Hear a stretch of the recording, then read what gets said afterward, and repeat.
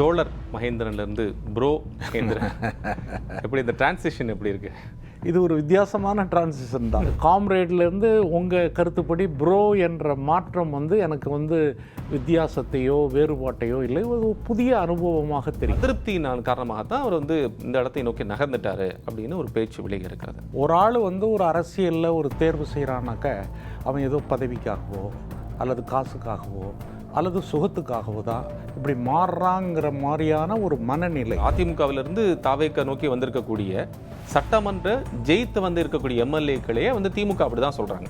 ஆஃபர்லாம் போயிடுவாங்களா அவங்க? இப்பவும் என்ன அப்படின்னாக்கா, உங்கள் விவாதத்தில் ஒரு குறைபாடு இருப்பதை நான் கருதுகிறேன். இதற்கு முன்பு இருந்த ஆட்சி முறைகள், செயல்பாடுகள், அரசு அதிகாரத்தினுடைய பல்வேறு விஷயங்கள், இதெல்லாம் அவங்களுக்கு ஒரு வெறுப்பு. இதெல்லாம் ஒரு பெரிய பிரேக் த்ரூ ஆயிருக்காங்கிறது தான் கேள்வி. அதனால தான் அந்த இடத்தை நோக்கி நான் கேள்வி வச்சேன். அதுக்கான என்னுடைய பதில் என்னன்னா, பிரேக் த்ரூ ஆகலை, ரீகனெக்ட் ஆயிருக்கு. இதுதான் என்னுடைய பதில். வித்து இந்த துண்டு மட்டுமல்ல, ஊழலை ஒழிக்க வந்துருவோம், ஊழலை ஒழிச்சு விடலாம் அப்படின்னு சொல்லி அதனுடைய தலைவராக இருக்கக்கூடிய திரு விஜய் முதலமைச்சர் சொல்கிறார்கள். அது சாத்தியமா? பாசிபிள்? அதுதான் இப்போ நிறைய பாசிபிள். அதை இப்படி சொல்லலாம். எப்படின்னாக்கா, இட்ஸ் அ சேலஞ்ச். திரு விஜய் அவர்கள் இந்த நெருக்கடி காலத்தில் நேராக எடப்பாடி கிட்ட போய், உங்கள் கட்சி அத்தனை பேரும் என்னை சப்போர்ட் பண்ணுங்க, உங்களுக்கு 1/3 மினிஸ்டர் தர்றேன், நான் வேணால் முதலமைச்சராக இருந்துக்கிறேன், நீங்கள் துணை முதலமைச்சராக இருந்துருங்க அப்படின்னு சொல்லியிருந்தால் அதை கட்டாயம் எடப்பாடி மறுத்திருக்க மாட்டார். நீங்கள் தலைவராக விஜய் ஏற்றுக்கொண்டு விட்டீர்கள். அந்த கட்சிக்கு போனால் தலைவராக தானே ஏற்றுக்கணும். எப்படி? இது என்ன கேள்வி? உங்க பழைய நகைக்கு கிராமுக்கு 150 ரூபாய் கூடுதலா வாங்கி புது நகை எடுத்துக்கோங்க. அதே கம்மி சேதாரம் தான் உங்க லலிதால மட்டும்தான். வணக்கம் நேயர்களே, இன்றைய நமது சிறப்பு நேர்காணலில் இந்திய கம்யூனிஸ்ட் கட்சியுடைய மூத்த தலைவர், தற்போதைய தாவேக்கவுடைய நிர்வாகி திரு சி மகேந்திரன் அவர்கள் நம்முடைய வந்திருக்கிறார்கள். பேசுவோம். வணக்கம். வணக்கம். தோழர் மகேந்திரன்லேருந்து ப்ரோ மகேந்திரன், எப்படி இந்த டிரான்சிஷன் எப்படி இருக்கு? இது ஒரு வித்தியாசமான டிரான்சிஷன் தான். அநேகமாக இப்போ செய்தியாளர்கள் எல்லாருமே கேட்கக்கூடிய முக்கியமான ஒரு கேள்வி இது. ப்ரோ, தோழர். தோழர்ங்கிறது ஆங்கிலத்தில் காம்ரேட்னு சொல்லலாம். அப்போ ப்ரோவுக்கும் காம்ரேடுக்குமான ஒரு விஷயம், ரொம்ப ஒரு முக்கியமான சுவையான விஷயந்தான் அது. உலகத்தினுடைய முதல் ஜனநாயக புரட்சி என்பது பிரான்ஸில் தான் ஏற்பட்டது. பிரெஞ்சு புரட்சி. அதுதான் ஜனநாயகத்திற்கான ஒரு விடுதலையை தந்தது. அதுவே என்ன அப்படின்னாக்க, அது புரோக்களால் நடத்தப்பட்டது தான். ஓகே. ஃப்ரெட்டர்னிட்டி, சகோதரத்துவம், சுதந்திரம், சகோதரத்துவம் என்ற அந்த கொள்கை முப்பெரும் முழக்கங்களோடு அது ஆரம்பிக்கப்பட்டது. அதனால் சகோதரத்துவம் என்ற ஒரு சொல் தான் கிட்டத்தட்ட ஒரு 200 ஆண்டுகளுக்கு பிறகு, 150 ஆண்டுகளுக்கு பிறகு தொழிற்புரட்சி ஏற்பட்டதற்கு காலத்தில் கார்ல் மார்க்ஸ் போன்றவர்கள் அந்த சுரண்டலை பற்றி அவங்க ஆய்வு செய்கிற போது தோழர் என்ற ஒரு சொல்லாக அது வளர்ச்சி அடைஞ்சுது. அப்போ அதனால் ஒரு there is a dialectical link between the pro and comrade. Okay. அதனால் இப்போ ரெண்டுக்கும் பெரிய வித்தியாசங்கள் என்னால் புரியல. ரெண்டுலையுமே நீங்கள் சொல்கிறது ரொம்ப இன்டெலெக்சுவலாக நீங்கள் சொல்கிறீங்க. இப்போ ஆனால் நம்ம சொல்கிறோம் ஹாய் மச்சி, ஹாய் மாமா அப்படின்னு சொல்கிற மாதிரி ஹாய் ப்ரோ அப்படிங்கிற மாதிரி இருக்குது. தோழராக இப்போ நமக்கு பொதுவாக இடதுசாரி இயக்கங்களில் ரொம்ப சின்ன புதிதாக வந்திருக்கக்கூடியவங்களை கூட பேர் சொல்லி இருக்கக்கூடிய மாநில செயல் அளவுக்கு பொறுப்பில் இருப்பாங்க, இல்லை அதை விட பெரிய பொறுப்பில் இருக்கவங்க கூட இருப்பாங்க. பேர் சொல்லக்கூடிய வந்துட்டாங்களா, வீரப்பன் அவர்கள் வந்துட்டாங்களா, இந்த மாதிரி ஒரு மகேந்திரன் வந்துட்டாங்களா, இப்படி தான் சொல்லி, இல்லை இனிஷியலை வச்சு பேர் சொல்லி சிஎம் வந்துட்டாங்களா, இப்படி தான் சொல்லக்கூடிய பழக்கம். தோழர் சிஎம் இப்படி தான் பழக்கமாக இருக்கும். ஆனால் இது ஒரு வித்தியாசமான ஒரு ப்ரோவாக இருக்குது. அது எப்படி உங்களுக்கு? இது ஒரு என்னன்னாக்கா, இது ஒன்று வார்த்தைகள், அந்த வார்த்தைகளை ஒரு தத்துவ பின்னணியோடு பார்க்குறோம். ஆனால் இது ஒரு மனிதர்களை ஒரு யதார்த்தமான ஒரு மனநிலையில் பார்க்க முடியுது. அவர்கள் அவர்களுக்கு ஒரு ஆர்வம் இருக்குது. அந்த ஆர்வம் சமூகம் நல்லா இருக்கணும்னு நினைக்கிறாங்க. தாவேக்க பொதுவாக சொல்கிறீங்க, பொதுவாக இருக்கக்கூடிய மக்கள் அவங்களுக்கு இன்னைக்கு இதற்கு முன்பு இருந்த ஆட்சி முறைகள், செயல்பாடுகள், அரசு அதிகாரத்தினுடைய பல்வேறு விஷயங்கள், இதெல்லாம் அவங்களுக்கு ஒரு வெறுப்பு. அந்த வெறுப்பின் காரணமாகத்தான் ஒரு வாக்களிச்சு அல்லது ஒரு புதிய கட்சி வேணும்னு அவங்க நிலைமையிலேருந்து அவர்கள் உருவாக்கி கொண்டு வரக்கூடிய ஒன்றாக இருக்கிறது. ஓகே. அதனால் வந்து ஒரு சராசரி மக்களோடு நம்ம ட்ராவல் பண்ணுற போது நீங்களே எடுத்துக்கிட்டிங்கனாக்க ஒரு இன்டலெக்சுவலாக இருக்கீங்கன்னு வச்சுங்களேன், இன்டலெக்சுவலோடு போகிற போது ஒரு மாதிரி இருப்பீங்க, சாதாரண மக்களோடு ட்ராவல் பண்ணுற போது வேறு விதமாக இருக்கும். அதே போல் நான் இன்டலெக்சுவலையும் ட்ராவல் பண்ணி பார்க்குற போது வந்து சாதாரண மக்களோடு ட்ராவல் பண்ணி பார்க்குறதுல எனக்கு ரொம்ப ஒரு மகிழ்ச்சி உண்டு. அதே போல் அது சாதாரண மக்களோடு இப்போ நம்ம அரசியல் பயணம் மேற்கொள்கிறோங்கிறது வந்து எனக்கு ஒரு புது அனுபவம், மகிழ்ச்சி தரக்கூடிய அனுபவம் தான். அதனால் வந்து காம்ரேட்லேருந்து உங்கள் கருத்துப்படி ப்ரோ என்ற மாற்றம் வந்து எனக்கு வந்து வித்தியாசத்தையோ வேறுபாட்டையோ இல்லை, ஒரு புதிய அனுபவமாக தெரியும். உள்ளளவு ஒரு மகிழ்ச்சியை கொடுக்கக்கூடிய உள்ளுக்குள்ள ஒரு மகிழ்ச்சி. நீங்கள் சொன்னீங்க ஒரு பிரதர்ஹுட் அந்த சேஞ்ச் வந்து வந்திருக்கு, அதனால இப்போ இது எந்த இடத்தை நோக்கி நகர வேண்டிய சூழலுக்கு ஒட்டுமொத்தமாக தள்ளப்பட்டிருக்கு அப்படிங்கிற மாதிரி நீங்கள் சொன்னீங்க. ஆனால் என்ன பொதுவெளியில் ஒரு பேச்சு இருக்குது அப்படின்னா, காம்ரேடாக இருந்த சிஎம் அவர் வந்து மீன்ஸ் சிஎம்னா அவர் இல்லை, நீங்கள் மகேந்திரன் சொல்லலாம், காம்ரேடாக இருந்த மகேந்திரன் ஏதோ ஒரு குற்றச்சாட்டினுடைய அடிப்படையில் நிர்பந்தத்தின் அடிப்படையில் தான் இங்கேருந்து வெளியே விட்டார். அவருக்கு இருக்கக்கூடிய பிரச்சனைகளில் வந்து ஒரு முறைகேடு புகார், அதை பற்றி நீங்கள் ஒரு விளக்கம் கூட கொடுத்துருக்கீங்க. ஆனால் அந்த முறைகேடு புகார்களில் இருக்கக்கூடிய ஒரு விஷயமும் அதை தாண்டி அவருக்கு வந்து பொறுப்பு கிடைக்கல, ஒரு இருந்து மாநில அளவுக்கு ஒரு செயலாளராக உருவாகக்கூடிய அளவுக்கு அவர் வந்திருக்க வேண்டிய சூழலில் அது வந்து அவருக்கு கிடைக்கலங்கிற ஒரு அதிருப்தியின் காரணமாகத்தான் அவர் வந்து இந்த இடத்தை நோக்கி நகர்ந்துட்டார் அப்படின்னு ஒரு பேச்சு வெளியே இருக்கிறது. அதை பற்றியான உங்களுடைய கருத்து? அது வந்து அவர்களுடைய ஒரு தவறான புரிதல் அது. ஏன்னா எல்லாமே அவங்க என்ன பார்க்குறாங்கனாக்க ஒரு லாப நட்ட கணக்கின் அடிப்படையில் மட்டும்தான் அரசியலை பார்க்கிறார்கள். ஒரு ஆள் வந்து ஒரு அரசியலில் ஒரு தேர்வு செய்கிறானாக்க அவன் ஏதோ பதவிக்காகவோ அல்லது காசுக்காகவோ அல்லது சுகத்துக்காகவோ தான் இப்படி மாறுறாங்கிற மாதிரியான ஒரு மனநிலை. யதார்த்த பாலிடிக்ஸ் அப்படி தானே இருக்கு. யதார்த்தம் இல்லை, நீங்கள் அறிவுபூர்வமானாலும் எப்படி யதார்த்தம்னா யதார்த்தத்தில் மூழ்குவீங்களா? நீங்கள் வந்து அதை வந்து மாற்றி யோசிக்கணும்.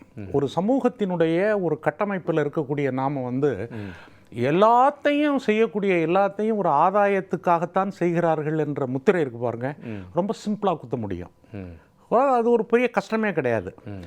ஆனாலும் ஒரு சமூக வளர்ச்சியில் ஒரு மனிதர், அந்த மனிதர் வந்து எப்படி அவருக்குள்ள ஒரு டிரான்ஸ்ஃபர்மேஷன் மாற்றங்கள் எப்படி நிகழுது அப்படிங்கிறத நீங்கள் பார்க்கணும். உதாரணமாக காரல் மார்க்ஸ் வந்து துவங்கின காலத்தில் அவர் வந்து முடிக்கும்போது அந்த காரல் மார்க்ஸ் இல்லை. இப்போவும் நீங்கள் பார்த்தீங்கன்னாக்க இளைய காரல் மார்க்ஸுக்கும் முதிய காரல் மார்க்ஸுக்கும் இடையில் ஒரு கான்ட்ரடிக்ஷன் இருக்குது அப்படின்னு சொல்லுவாங்க. காந்தியடிகள் ஒரு மூமெண்ட்டுக்குள்ளே வந்த காலத்தில் கூட ஆரம்பத்தில் அவர் இருந்ததுக்கும் அதிலிருந்து அவர் பயணப்பட்டு வந்ததுக்கும் எவ்வளோ வித்தியாசங்கள். டிரான்ஸ்ஃபர்மேஷன், தன்னை தாங்களே மாற்றிக்கொள்ளக்கூடிய தகவமைத்துக் கொள்ளக்கூடிய ஒரு மனநிலை. ஓகே. அப்போ இந்த மனநிலை என்ற ஒன்று வந்து அதுதான் வந்து வாழ்வினுடைய ரொம்ப அர்த்தமுள்ளது. அது மனிதன் வந்து தன்னுடைய உள்ளபூர்வமான உணர்வுகளோடு அவன் மாறக்கூடியவன் அப்படிங்கிறது வந்து ஒரு பொது விதி. மனித குலத்தினுடைய முழு வரலாற்றையும் நீங்கள் பார்த்தீங்கன்னா கூட அப்படி தான் டிரான்ஸ்ஃபர்மேஷன் ஆகிட்டே இருக்குது. மாற்றங்கள் நிகழ்ந்து கொண்டு புது மனிதர்கள் தோன்றிக்கொண்டே இருக்கிறார்கள். இதை ஒரு அறிவார்ந்த சமூகம் பார்க்க தவறுனா, ஏதோ ஆதாயத்துக்காக அல்லது வடையை வாங்கி சாப்பிட்றதுக்காக அல்லது இட்லிக்காக மட்டும் அவன் போகிறான் அப்படின்ற மாதிரி புரிந்து கொள்வது என்பது ரொம்பவும் தரம் தாழ்ந்த அறிவுபூர்வமற்ற ஒரு சாதாரண விஷயமாக தான் நான் பார்க்குறேன்.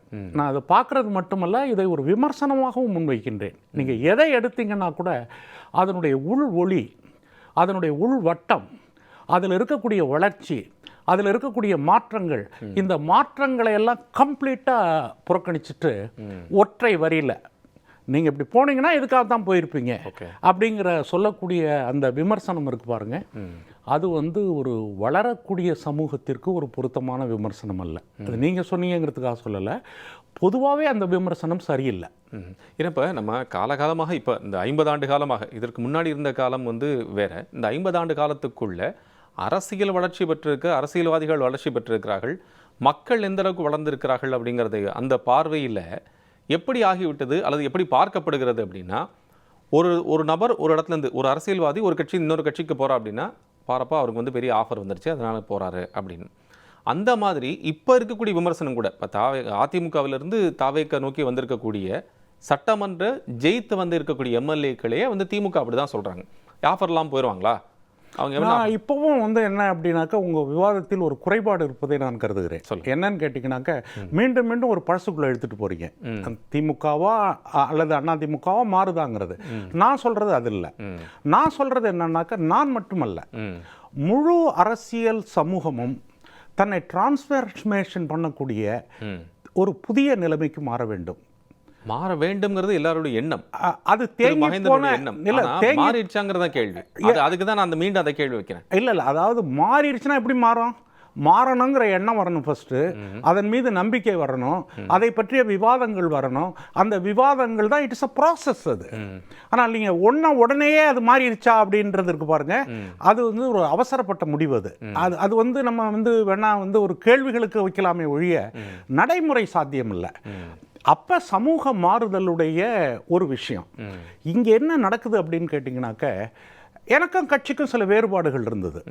அதை நான் இல்லைன்னு மறுக்கல. அதே போல் அவர்கள் என்ன செஞ்சுருக்காங்கிறது மீண்டும் மீண்டும் நான் அதை சொல்ல விரும்பலை. ஏகப்பட்ட வீடியோ இதில் நான் அதை சொல்லிட்டேன்.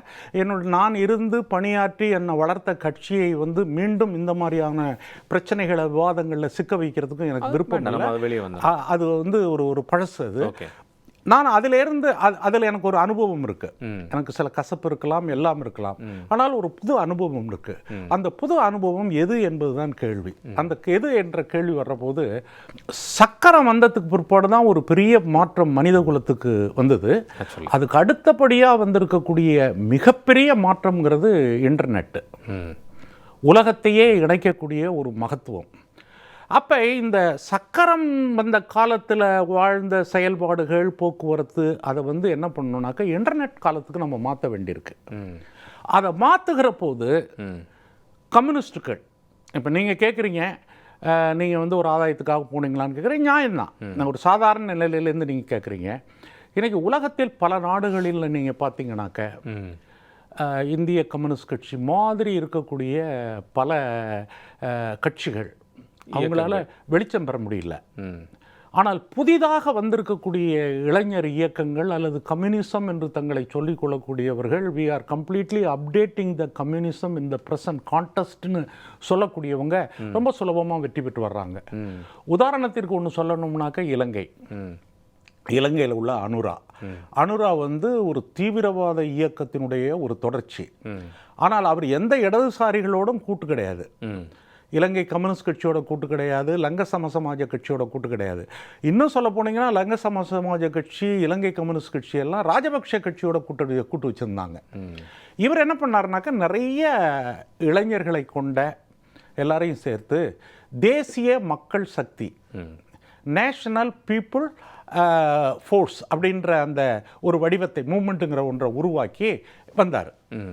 இதே தன்மைகள் தான் வந்து எல்லா நாடுகளிலும் படிப்படியாக வருகிறது.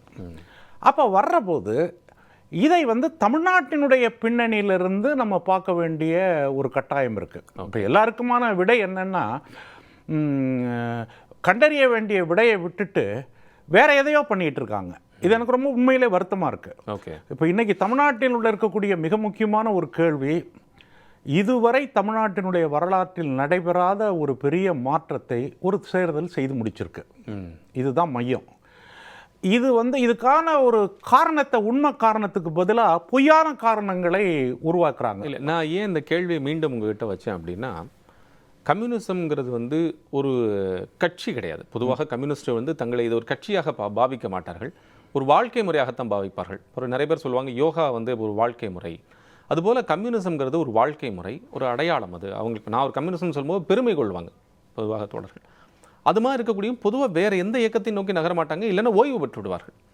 ஆனால் ஒரு நீண்ட அனுபவம் கொண்ட மகேந்திரன் அவர்கள் ஒரு புத்தம் புதியாக வந்திருக்கக்கூடிய ஒரு பொது கட்சி, இளைஞர்களை கவர்ந்திருக்கக்கூடிய ஒரு கட்சி, இன்னும் சொல்லப்போனால் வந்து இளைஞர்களால் உருவாக்கி இருக்கக்கூடிய ஒரு கட்சிக்கு வந்து போகிறார் அப்படிங்கிறது தன்னுடைய தாங்கி இருக்கக்கூடிய சித்தாந்தம் அல்லது நான் இத்தனை வருட பயணம் இதெல்லாம் ஒரு பெரிய பிரேக் த்ரூ ஆயிருக்காங்கிறது தான் கேள்வி. அதனால தான் அந்த இடத்தை நோக்கி நான் கேள்வி வச்சேன். அதுக்கான என்னுடைய பதில் என்னன்னா, பிரேக் த்ரூ ஆகலை, ரீகனெக்ட் ஆயிருக்கு. இதுதான் என்னுடைய பதில். வித்து இந்த துண்டு மட்டுமல்ல, இளைஞர்களுடைய ஒரு புதிய கம்யூனிசத்தை புரிந்து கொண்டிருக்கக்கூடிய அந்த முறைமை. தாவேக்கா புதிய கம்யூனிசம் அப்படி பொருள் கொள்ளலாமா? புது கம்யூனிசம் சொல்லல. கம்யூனிஸ்ட் தாவேக்காவுக்கு ஓட்டு போட்ட மக்களில் பல பேர் கம்யூனிசத்தை ஒரு மாதிரி புரிஞ்சிருக்கிறாங்க. என்ன கம்யூனிசத்தை? அதுதான் தாவேக்காவான்னு கேட்குறேன். அதுதான் தாவேக்கா. தாவேக்காங்க புதிய கம்யூனிஸ்டாக புரிஞ்சுக்கிறாங்க. நீங்கள் மீண்டும் என்ன பண்ணுறீங்கன்னா என்னை கொண்டு போய் ஒரு கூண்டுக்குள்ளே அடைக்க. இல்லை, நான் அப்படி கேட்கல. நான் எப்படி நான் உங்களுக்கு புரிய வைக்கிறேன், அல்லது நான் சில கேள்விகளை உங்களுக்கு கேட்குறேன். நீங்கள் இப்போ நான் கேட்கும் கேள்விக்கு பதில் சொல்லுபவர்களாக கொஞ்ச நாள் இருங்க. சரி. என்ன அப்படின்னு கேட்டிங்கனாக்க, கம்யூனிசம் என்பது ஒரு புதிய நிலைமைக்கு அது மாறுகிறது. சரி. கம்யூனிஸ்ட் கட்சிகள் இருக்கு. சரி. அதை மாதிரி ஈக்குவாலிட்டிங்கிற ஒரு விஷயத்தை இளைஞர்கள் சிந்திக்கக்கூடியவர்கள் முன்னெடுக்கிறாங்க. முன்னெடுக்கிற போது என்ன வருது அப்படின்னாக்க, கம்யூனிசம்ங்கிற பேரில் இன்னைக்கு பணக்குவியல் அல்லது பணக்குவியலை குவித்து கொண்டிருக்கக்கூடிய அரசியல் கட்சிகளுக்கு துணை போகிறது. இப்படிப்பட்ட பல விஷயங்கள் இருக்கு பாருங்க. இந்த பல விஷயங்களை ஒரு சமத்துவம் என்ற அடிப்படையில், ஒரு மனித உரிமை என்ற அடிப்படையில் அதை மாற்றுவதற்கான மக்களின் எழுச்சி தான் அந்த தேர்தல் முடிவு. தாவேக்கா ஒரு கட்சி. தமிழ்நாட்டினுடைய இன்றைய முதல்வர் விஜய் அவர்கள் அதனுடைய தலைவர். ஆனால் இதுக்கும் அதே போல மக்களுக்கும், அந்த மக்களுடைய இந்த உணர்வுக்கும் ஒரு கனெக்ஷன் இருக்கு. அந்த கனெக்ஷன் தான் மாற்றம். அந்த மாற்றம் தான் என்னுடைய மாற்றத்துக்கான ஒரு அடிப்படை. அது அப்போ அந்த மாற்றம் தாவேக்காவாக இப்போது இருக்கிறது, மக்களால் கொண்டு வந்த மாற்றம். அதை வேற மாதிரி நம்ம வச்சுக்கலாம். அப்படின்னாக்க, அந்த மாற்றத்தை பிரதிநிதித்துவப்படுத்தக்கூடிய ஒன்றாக தாவேக்கா இருக்கு. Thaveka is representing the real feeling of the youth of Tamil Nadu, in the modern youth of Tamil Nadu, and it make it as a change. மாண்புமிகு அமைச்சர் நிர்மல்குமார் என்ன சொல்றாருன்னா, இந்த தாவேக்காவை இது இப்படி மக்களால் உருவாக்கப்பட்ட, மக்களால் கொண்டு வரப்பட்டிருக்கூடிய ஒரு கட்சியை கவிழ்ப்பதற்கான வேலைகளை எல்லாம் செய்கிறாங்க. நாளடைவில் திமுக, அதிமுக, பாஜகவுடைய ஹெல்ப்போட சேர்ந்து செய்வதற்கான வாய்ப்பு இருக்குது. இன்னும் எழுதி வச்சுக்கோங்க, ஒரு 1 or 2 இயர்ஸுக்குள்ளே அது நடக்கும் அப்படின்னு. அப்படி ஒரு சூழல் இருக்கா? அதாவது இது இந்த ப்ராசஸ், இந்த ப்ராசஸில் ரொம்ப முக்கியமானது என்னென்னா, யார் யாரோட சேர்றாங்க அல்லது எந்த கட்சிங்கிறதெல்லாம் முக்கியமே கிடையாது. இங்கே எது முக்கியம் அப்படின்னு கேட்டிங்கன்னா, தாவேக்கா சில திட்டங்களை முன்வைத்திருக்கிறது. அந்த திட்டம் ஊழல் ஒழிப்பு, மது ஒழிப்பு, வெளிப்படைத்தன்மை, நாட்டினுடைய பலன்கள் எல்லாம் எளிய மக்களுக்கு போய் சேரணுங்கிற ஒரு திட்டம் தான் தாவேக்காவினுடைய திட்டம். இந்த திட்டத்தை நோக்கி அதனுடைய பயன் போகுது. ஆனால் அந்த பாதையை சிதைக்கிறதுக்கு பல முயற்சிகள் நடக்குது. அதை கவிழ்க்கணும்னு நினைக்கிறாங்க. அல்லது எதிர்காலத்தில் எதிரும் புதிருமாக இருந்தவர்கள், எலியும் பூனையுமாக இருந்தவர்கள் ஒன்று சேர முடியுமாங்கிற முயற்சியெல்லாம் நடக்குது. அப்படி நடக்கிறதுக்கான வாய்ப்புகள் சேருமானா சேரலாம், சேராமலும் போகலாம். ஆனால் அதல்ல முக்கியம். எது இங்கே முக்கியம் அப்படின்னு பார்த்தீங்கன்னாக்க, தாவேக்கா தன்னுடைய வேலை திட்டத்தை மக்கள் மத்தியில் எடுத்துக்கொண்டு வேகமாக செல்வது, அதனுடைய நோக்கம், அதனுடைய கான்சன்ட்ரேஷன். ஏன்னா இத்தனை ஆண்டு காலமாக ஜனநாயகத்தில் மறுக்கப்பட்ட மக்கள். இன்னும் என்னுடைய பாஷையில் சொல்லணும்னா, it is not a participated democracy. பங்கெடுப்பு ஜனநாயகம். ஜனநாயகங்கிறது மக்கள் பங்கெடுக்க முடியாத ஒன்று. அவங்களுக்கு ஓட்டு கொடுத்து அவங்க ஓட்டை விலைக்கு வாங்கிட்டு பிரதிநிதிகள் என்ன வேணாலும் செய்யலாங்கிற நிலைமை இருக்கு பாருங்க. அந்த நிலைமையை மாற்றக்கூடிய ஒரு பெரிய முயற்சியை தாவேக்காவும் தலைவர் விஜய் அவர்களும் எடுத்திருக்கிறார்கள். நீங்கள் தலைவராக விஜய் ஏற்றுக்கொண்டு விட்டீர்கள். அந்த கட்சிக்கு போனால் தலைவராக தானே ஏற்றுக்கணும். எப்படி, இது என்ன கேள்வி? அவருக்கு இந்த கட்சியினுடைய தலைவர். நான் அந்த கட்சியில் போயிருக்கும்போது அவரை எப்படி தலைவராக ஏற்றுக்காமல் அந்த கட்சிக்கு எப்படி நான் போக முடியும்? அதனால் அவர் இன்று அந்த கட்சியினுடைய தலைவர் தான். வயது, எல்லா அனுபவங்களும் எனக்கு இருந்தாலும், எனக்குரிய மரியாதை இருந்தாலும், அவர் கட்சி தலைவர் என்பதை நான் ஏற்றுக்கொள்கிறேன். ஏற்றுக்கொண்டு தான் ஆக வேண்டும். இல்லாட்டி அந்த கட்சிக்கு போயிருக்கக்கூடாது. நேச்சுரலி. இப்போ இந்த ஊழல் குற்றச்சாட்டு, இப்போ நீங்கள் சொன்னீங்க ஊழல் குற்றச்சாட்டு. இப்போ ஊழல் குற்றச்சாட்டு திமுகவுடைய சட்டத்துறை இணைச்செயலாளர் பரந்தாமன் வைக்கிறாங்க. பொதுவாக பழனியில் மொட்டை அடிப்பாங்க, ஆனால் பழனிக்கே இங்கே தாவேக்கா ஆட்சி மொட்டை அடிச்சிருக்கிறாங்க அப்படின்னு இந்த நில முறைகேடு விவகாரத்தை பற்றி செய்தியாளர் பேசும்போது சொல்கிறார். ஊழல் குற்றச்சாட்டு தாவேக்கா மேலே இருக்குது, அந்த விமர்சனத்தை அவர் வைக்கிறார். குற்றச்சாட்டாக வைக்கிறார், விமர்சனம் குற்றச்சாட்டாக வைக்கிறார். அதாவது இது என்னன்னு கேட்டிங்கன்னா, நானும் அந்த கேஸெல்லாம் படித்து பார்த்தேன். இவர்கள் அதாவது திமுக கட்சியோ அல்லது அவர்களுக்கு முதல்ல ஒரு எதிர்க்கட்சி என்ற முறையில் எதை தொடணும் எதை தொடக்கூடாது அப்படிங்கிறதை பற்றிய ஒரு பாகுபாடு அவங்களுக்கு இல்லை. இந்த அமைச்சர் ரொம்ப தெளிவாக சொல்கிறாரு. அந்த அமைச்சருடைய ஸ்டேட்மெண்ட்டை நான் முழுசாக நம்புகிறேன். ஒரு சாதாரண இளைஞர், அவரையும் எனக்கு தெரியும். அவர் வந்து அந்த பொறுப்புகள்லாம் வருவோம் அல்லது எம்எல்ஏ ஆகும்லாம் இல்லை, வர்றாரு. அவர் அந்த அந்த நில பேரை சம்மந்தப்பட்டவங்களுக்கு என்னுடைய உறவினர்களோ அப்படிங்கிறாங்க, எனக்கு அவங்களுக்கு தெரியவே தெரியாதுங்கிறாரு. ஓப்பனாக சொல்கிறாரு. இன்றைக்கி கூட அந்த அவதூறுகள் பழப்பினவங்க மேலே வந்து வழக்கெல்லாம் போட்டு அவங்கள வந்து இது பண்ணியிருக்கிறாங்க. அப்போ இப்படிப்பட்ட பல விஷயங்கள் இருக்கும்போது இதை மட்டுமே வைத்துக்கொண்டு, இதெல்லாம் வந்து ஒரு ஹைப்போதிட்டிக்கல் அப்படின்னாக்கா ஆதாரமற்ற ஒரு ஒரு ஒரு காசிப் மாதிரி உள்ளே இருக்கக்கூடிய பேசிக்கான விஷயங்கள். இதை வந்து இவங்க அதிகாரப்பூர்வம், இப்போவும் நான் சொல்கிறேன், கடந்த காலத்தில் கம்யூனிஸ்டுகள் வந்து கலைஞர் மேலே நாங்கள் சர்க்காரியா கமிஷனில் ஊழல் குற்றச்சாட்டுகள்லாம் சொன்னோம். ஜெயலலிதா மேலேயும் ஊழல் குற்றச்சாட்டுகள் இருக்குது.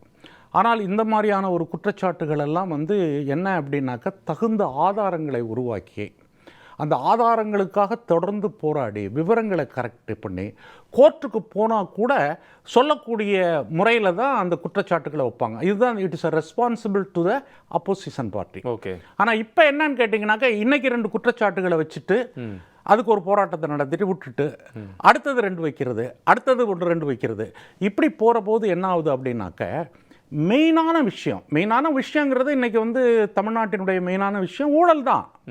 அந்த ஊழலை எதிர்க்கக்கூடிய அந்த போராட்டத்தை திசை திருப்புவதற்கு நீங்கள் பாட்டுக்கு போயிட்டுருக்கிறீங்க, சைட்லேருந்து நீங்கள் அங்கே போகக்கூடாதுங்கிறதுக்காக கல்லை விட்டு எறிகிறது, நீங்கள் அந்த லெக்கை அடையக்கூடாது செய்யக்கூடிய விஷயங்களாகத்தான் இதை நான் பார்க்கிறேனே ஒழிய ஒரு ஆக்கப்பூர்வமான ஒரு எதிர்க்கட்சிக்குள்ள ஒரு செயல்பாடாக இதை நான் பார்க்கவில்லை. ஏதோ மோட்டோ இருக்குன்னு நினைக்கிறீங்களா? மோட்டோ இருக்குமில்ல, எப்படி இல்லாமல் இருக்கும்? அரசியலில் திமுக வந்து ஒரு கட்டாயம் ஜெயிச்சு நாற்காலியில் உட்காந்துருவோன்னு நினச்சாங்க. எல்லா விதமான ஏற்பாடுகளையும் பண்ணிட்டாங்க, அமைச்சர்கள் வரைக்கும் ரெடி பண்ணிட்டாங்க. ஆனால் காற்று மாறி அடிக்குது, எடுக்க வேண்டும் ஓட்டமேனு பட்டுக்கோட்டை கல்யாண சுந்தரம் பாடினது மாதிரி காற்று மாறி அடிச்சிருச்சு. மாறி அடித்தோன்னே திசை எதுன்னு தெரியல, ஒரு ஒரு அவங்களுக்குள்ள ஒரு தேக்க நிலை வந்துருச்சு. தேக்க நிலை வர்ற போது அவர்கள் நிதானத்தை இழக்கிறார்கள். அரசியல் நிதானம் இழந்து போகுது.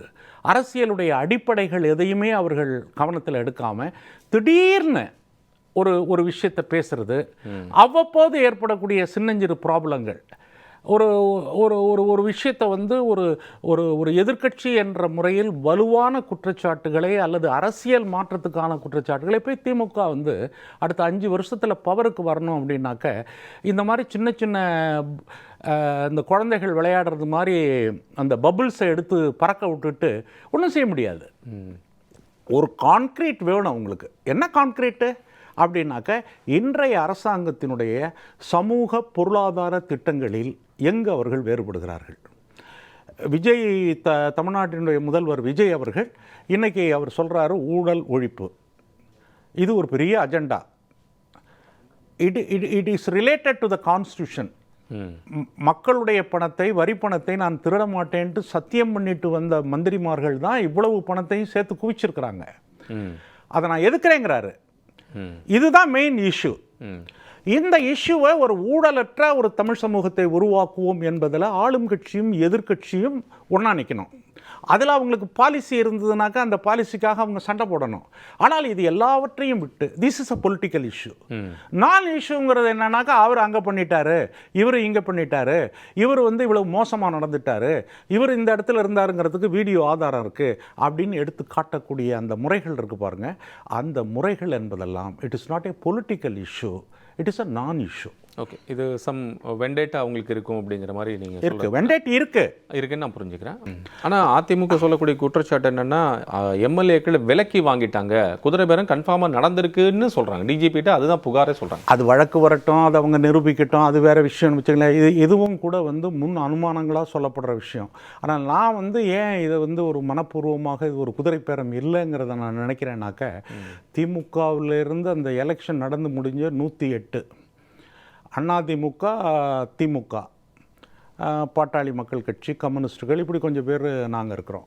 அப்போ இருக்கிற போது வந்து திரு விஜய் அவர்கள் இந்த நெருக்கடி காலத்தில் நேராக எடப்பாடிக்கிட்ட போய் உங்கள் கட்சி அத்தனை பேரும் என்னை சப்போர்ட் பண்ணுங்கள், உங்களுக்கு வந்து 1/3 மினிஸ்டர் தர்றேன், நான் வேணால் முதலமைச்சராக இருந்துக்கிறேன், நீங்கள் துணை முதலமைச்சராக இருந்துருங்க அப்படின்னு சொல்லியிருந்தால் அதை கட்டாயம் எடப்பாடி மறுத்திருக்க மாட்டார். It is a easiest way. இது நாள் வரையில் நடைபெற்ற பல இடங்கள் அப்படி தான் நடந்தது. கோவாவில் நடந்தது, மணிப்பூரில் நடந்தது, பல இடங்களில் நடந்தது. அதுதான் உண்மையிலேயே குதிரைப்பேரம். ஆனால் அவர் அதை செய்யலை. அதுக்கான வாய்ப்பு இருந்தும் கூட அந்த ஆப்ஷனை அவர் கையில் எடுக்கலை. இத்தனைக்கும் புது பார்ட்டி அது. அப்போ அவர் என்ன பண்ணுறாருனாக்கா காங்கிரஸ் கட்சியிலேருந்து வர்றவங்கள கூப்பிட்டுக்கிறாரு. அதே போல் கம்யூனிஸ்டுகள்கிட்ட வந்து நீங்கள் எங்களுக்கு ஆதரவு தர்றீங்களா அப்படின்னு சொல்லி கேட்குறாரு. கம்யூனிஸ்டுகள் பிரின்சிபல் அடிப்படையில் அவங்க சொல்லிட்டாங்க, ஒரு இல்லை வெளியிலேருந்து ஆதரிக்கிறது வேற யார் இருந்தாலும் கூட ஒரு அரசாங்கம் மக்களில் பெரும்பான்மையானவர்கள் ஒரு விரும்பி வாக்களித்த ஒரு அரசாங்கம் கவிழ்ந்து ஒரு ஆளுநர் ஆட்சி வர்றதை எங்கே உடனடியாக தேர்தல் கொண்டு வர மாட்டோம், ஆளுநர் ஆட்சி வர்றதை நாங்கள் விரும்பவில்லை. இதே பொசிஷன் தான் விசிகே. அப்புறம் வந்து இவங்களும் சேர்ந்துட்டாங்க. அப்போ குதிரைப்பேரம் தான் அவருடைய நோக்கம் என்றால் அது குதிரைப்பேரத்துக்கான முறையில் தான் அவர் செயல்படுறதுனாக்க அவர் என்ன பண்ணியிருக்கலாம், அந்த நேரத்திலேயே எடப்பாடி பழனிசாமியோட ஒரு லிங்க் வச்சு அப்படி நிறைய ஆச்சு. இந்திய அரசியல் வரலாற்றில் நீங்கள் எடுத்து பார்த்தீங்கன்னா ஆந்திராவில் நடந்தது, இன்னும் பல இடங்களில் நடந்தது, இதெல்லாம் நீங்கள் பார்த்தீங்கன்னாக்க அந்த பேட்டர்னில் தான். அதுக்கு வந்து நீங்கள் ஒரு பெரிய குற்றமும் சொல்ல முடியாது. கவர்மெண்ட் இல்லை அதனால் இவர் வந்து இருக்கார், இவரை நான் சேர்த்துக்கிட்டு மந்திரி சபை அமைக்கிறேன் அப்படின்னு அவர் எடுத்தாக்க பெரிய குறைபாடுகளை சொல்ல முடியாது. ஆனால் அவர் அப்படி செய்யலை. ஒன்று. ரெண்டாவது வந்து திமுக அதிமுக அப்படிங்கிற ஒரு கேள்வி வர்ற போது அவங்களுக்குள்ள ஒரு பதட்டம் ஆயிடுச்சு. ரெண்டு கட்சிகளுக்குமே. ஒரு கால் இவர் வந்து வந்தவர் கண்டினியூவாகவே இருந்துட்டுனா என்ன அப்படின்னு அவங்க கற்பனை பண்ணி பார்க்கும்போது அவங்களுக்கு வந்து உடஞ்சி போனாங்க. ரெண்டு கட்சிகளையினுடைய எதிர்காலத்தையும் இவர் அழிச்சிட்டாரா அப்படின்னு. இன்னும் நீங்கள் பார்த்தீங்கன்னாக்க ஒரு சின்ன கட்சி 2 வருஷத்தில் உள்ள ஒரு கட்சி திமுக அதிமுக என்ற 2 கட்சிகளையும் களத்தில் நின்று அவங்க ஜெயிச்சு வந்திருக்காங்கனாக்க அது ஒரு ஹிஸ்டாரிக்கல் ரிமார்க் தான். அதை நீங்கள் வந்து குறைச்சி மதிப்பிடவே முடியாது. அது ஒரு கட்சியின் பலமாக அல்ல, மக்கள் அந்த மக்களுடைய ஒற்றுமையில் 2 கட்சிகளையும் எதிர்த்து அப்படி ஒரு ஃபோர்ஸ் வருமாங்கிறதெல்லாம் நம்ம கற்பனை பண்ணியே பார்க்க முடியாது. அப்போ அப்படிப்பட்ட ஒரு நிலைமையில் அது வருகிற போது அது உள்ளுக்கு வந்து ஒரு நேர்மை இருக்குது. அந்த நேர்மையை வந்து கடைபிடித்து ஒரு பவருக்கு வர்றாங்க. வந்ததுக்கு பிற்பாடு என்ன ஆகுது அப்படின்னாக்கா பல பேர் ரிசைன் பண்ணுறாங்க. அந்த ரிசைன் பண்ணுறது வந்து வெளியில் சொல்லக்கூடிய தகவல்கள் இவங்க மறைமுகமாக செஞ்சிட்டாங்க அப்படிங்கிறது சொல்லுது. இப்போ கூட நீங்கள் பார்த்தீங்கன்னாக்கா வேறு சில விவரங்கள்லாம் வந்துக்கிட்டு இருக்கு. அப்போ அந்த வந்து அந்த அதிமுக திமுக நம்ம விடுதலை சிறுத்தைகளுடைய தலைவர் திருமாவளவன் அதே போல் காதர் மைதீன் அவரெல்லாம் வந்து நான் என்னுடைய லைஃப்பில் ஒரு பொய் சொல்லியே பார்த்ததில்லைண்ணா. அந்த மாதிரி is a professor. Kader Mydeen காலேஜில் திருச்சியில் வந்து ஒரு நல்ல தேர்ந்த பேராசிரியர், ரொம்ப வேல்யூ பேஸ்டு மேன். அவரே இப்போ என்ன சொல்கிறாருனாக்கா அந்த கட்சிகள்லாம் சேர்ந்து தொலைபேசி வாயிலாக அந்த கட்சிகளெல்லாம் சேர்ந்து அமைக்கிறதுக்கான ஒரு முயற்சி நடந்தது உண்மைதான் அப்படிங்கிறத வந்து சொல்கிறாங்க. அப்போ அப்படி ஒரு முயற்சி நடக்குது. அப்போ இப்படி ஒரு முயற்சி நடக்கிற போது இதை வந்து எப்படி குதிரைப்பேர ஊழல்னு எப்படி சொல்ல முடியும்? குதிரைப்பேரம் அப்படின்னு சொல்கிறதுல வந்து உடன்பாடு இல்லை. ஆனால் அதுக்கான தியரியை நீங்கள் நிறையா சொல்லலாம். இதோட அதை இணைக்கலாம். புனைவுகள்ங்கிறது வந்து நிறைய இருக்குது அதில். ஓகே, ஈவென்ச்சுவலி இப்போ நம்ம வந்து என்ன பாயிண்ட்டுக்கு வர்றோம் அப்படின்னா இது குதிரைபேர குற்றச்சாட்டு அல்ல, மக்களால் கொடுக்கப்பட்டிருக்கக்கூடிய ஒரு வெர்டிக்ட் அப்படிங்கிறது வெற்றி, மகத்தான வெற்றி அப்படிங்கிற அந்த இடத்தை நோக்கி நகர்கின்ற போது ஊழலை ஒழிக்க வந்துடுவோம், ஊழலை ஒழிச்சு விடலாம் அப்படின்னு சொல்லி அதனுடைய தலைவராக இருக்கக்கூடிய திரு விஜய் முதலமைச்சர் சொல்கிறார். அது சாத்தியமா? பாசிபிள்? அதுதான் இப்போ நிறைய பாசிபிள் மட்டும் அல்ல, அது மட்டும்தான் பாசிபிள் ஆக்கணும். இல்லை, அது மட்டும் பாசிபிள் ஆகுங்கிறது வந்து நான் அதான் சொன்னேன், அது வந்து நம்முடைய இலக்கு. இப்போ பாசிபிள் பண்ண முடியுமா அப்படின்னு, ஏன்னா அதுக்கான நிறைய சாத்தியக்கூறுகள் இருக்கா அப்படின்னு முன்னாடி இருந்தவர்கள் திமுக அதிமுக அமைச்சரவையில் இடம்பெற்றிருந்த அதிகாரிகள் இப்பவும் அங்கே இருக்காங்க சில துறைகளில். இந்த அதிகாரிகளை வைத்துக்கொண்டு எப்படி அவர் வைத்திருக்கக்கூடிய இலக்கை எப்படி சாத்தியப்படுத்துவார்ங்கிற கேள்வி வந்து நிச்சயமாக அவருக்கு முன்னாடி இருக்கத்தான் செய்யும். கட்டாயம் இருக்குது. அதை இப்படி சொல்லலாம், எப்படின்னாக்கா இட்ஸ் அ சேலஞ்ச். ஒரு சேலஞ்ச் ஒன்று இது. ஆனால் இந்த சேலஞ்சு வந்து என்றைக்குமே சமூகம் வந்து என்றைக்குமே பின்னோக்கியே போகவே போகாது, அது முன்னோக்கி தான் போகும். ஒன்றுலேருந்து நீங்கள் வெளியில் வந்துட்டீங்கன்னாக்கா இன்னொன்று தான் அது. இப்போ வந்து தேர்தலுக்கு வந்து ஓட்டு இல்லாமல் ஒரு கட்சி வந்துருச்சு, அடுத்த தடவை வந்து தேர்தலுக்கு ஓட்டு கொடுத்து வர முடியுமாங்கிற ஒரு தன்மை வர்ற போது வந்து கடந்த காலம் இருக்காது, மாறிடும். அதே போல் ஊழல் ஒழிப்பு அப்படின்னு நீங்கள் பாட்டுக்கு பயணத்தை நீங்கள் தொடங்கிட்டீங்கனாக்கா அது வந்து ஏதோ ஒரு விதத்தில் சுழன்று அல்லது அடித்து மோதி எதையாவது அலை பண்ணி இட் வில் கோயிங் அப், வளர்ச்சியை நோக்கிய முன்னேற்றமாக அது இருக்குமே ஒழிய பின்னுக்கு போகாது.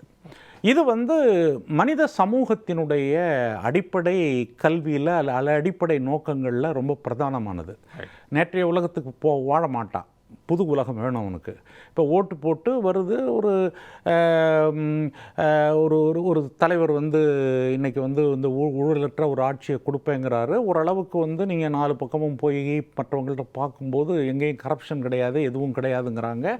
கீழ்மட்டத்தில் கொஞ்சம் கொஞ்சம் ஊழல் இருக்குது. இப்படி இருக்கும்போது இந்த சமூகத்தை பற்றிய அரசியல் கட்சிகள், குறிப்பாக திமுக அதிமுக, இது ரெண்டுக்குமே வந்து இந்த சமூகத்தை பற்றிய ஒரு படிப்பினை, அவங்களுடைய ஒரே படிப்பினை என்னென்னா அவங்க கட்சி, அந்த கட்சி தொண்டர்கள் மூலம் காசு கொடுத்து ஓட்டுக்கு வர்றது, அதிகாரத்தை பிடிக்கிறதுங்கிற வட்டத்துக்குள்ளே இருக்காங்க.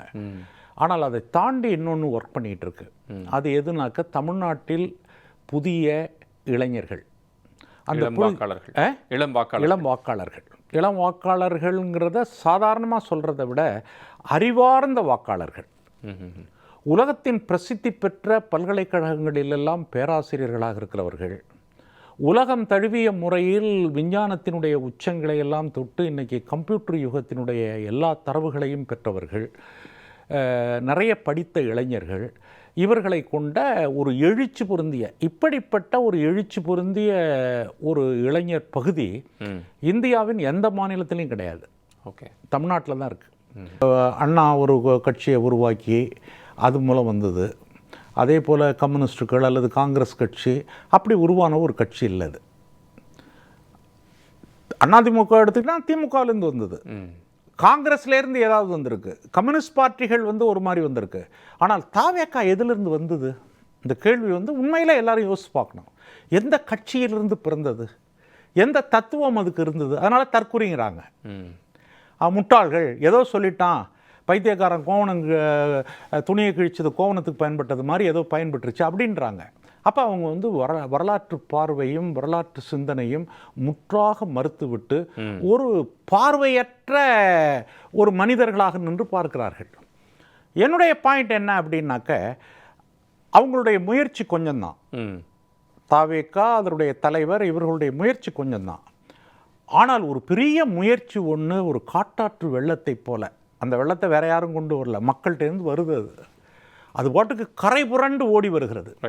அந்த கடைபுரண்டு ஓடி வரக்கூடிய அந்த மக்களுடைய கோபம், ஆத்திரம் கடந்த காலத்தில் இருக்கக்கூடியது ஒன்று. ஏன்னா நான் சாதாரண ஏழை ஜனங்கள்கிட்ட கூட கேட்டேன், நீங்கள் யாருக்கு ஓட்டுவோம் விசிலுக்கு, ஏன் ஓட்டு போட்டீங்கன்னாக்கா, ஏன்னா எப்பவுமே இவங்க தான் வந்துகிட்டு இருக்கணுமா, ஒரு மாற்றம் வரும். அந்த மாற்றத்தினுடைய ஒரு அங்கமாக இவர்கள் இருக்கிறார்கள் அல்லது ரெப்ரசன்டேட்டிவாக இருக்கிறார்கள். அப்படின்னு எப்படி இருக்க போகிறது, அடுத்து வரக்கூடிய காலங்களில் எப்படி இந்த செயல்பாடுகள் அவர்கள் நினைச்சதை அந்த இலக்கை அடைய முடியுமா அப்படிங்கிறத அந்த நேரத்தில் எப்படி இருக்கக்கூடிய சூழலை பொறுத்து மீண்டும் இதே சூழல் போல் நம்ம வந்து விவாதிக்கலாம். உங்களுடைய நேரத்தையும் கருத்தையும் எங்களுக்கு பகிர்ந்து கொண்டீர்கள். மிக்க நன்றி, வணக்கம். உங்க பழைய நகைக்கு கிராமுக்கு 150 ரூபாய் கூடுதலா வாங்கி புது நகை எடுத்துக்கோங்க. அதே கம்மி சேதாரம் தான் உங்க லலிதால மட்டும்தான்.